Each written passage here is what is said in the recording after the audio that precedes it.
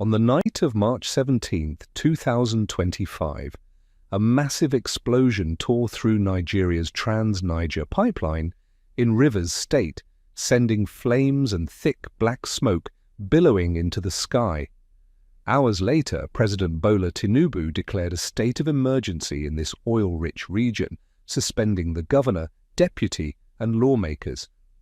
This is Nigeria's pipeline crisis, a story of oil, politics, and instability unfolding in Africa's largest oil producer.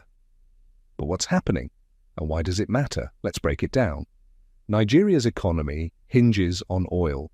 It accounts for 6% of the nation's GDP and over 90% of its export earnings. The Niger Delta, where Rivers State lies, is the heart of this industry, pumping crude that fuels government coffers. The Trans-Niger pipeline, targeted in this attack, is a vital artery. Stretching 180 kilometers, it carries up to 450,000 barrels of oil daily from inland fields to the Bonny export terminal. Operated by the Renaissance Group, successor to Shell's onshore arm, it's a linchpin of Nigeria's energy system. But on Monday night, in Bodo Gokana, a blast shut it down, slashing a third of the country's oil output in a single blow. This isn't new. Pipeline vandalism has haunted Nigeria for decades, often tied to militancy and political unrest. In the early 2000s, groups like the Movement for the Emancipation of the Niger Delta bombed pipelines to protest neglect and demand resource control.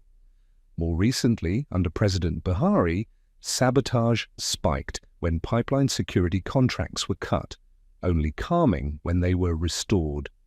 Today's crisis echoes that pattern.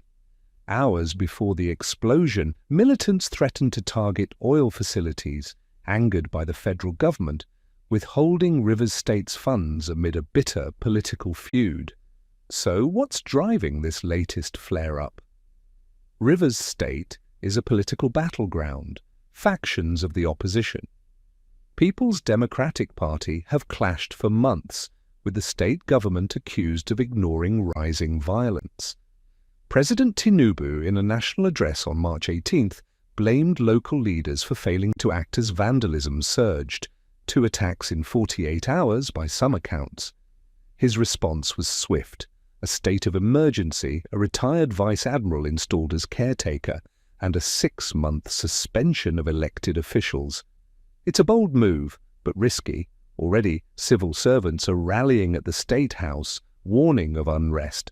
The consequences are stark. Shutting the Trans-Niger pipeline doesn't just halt oil flow, it throttles exports and deepens Nigeria's economic strain.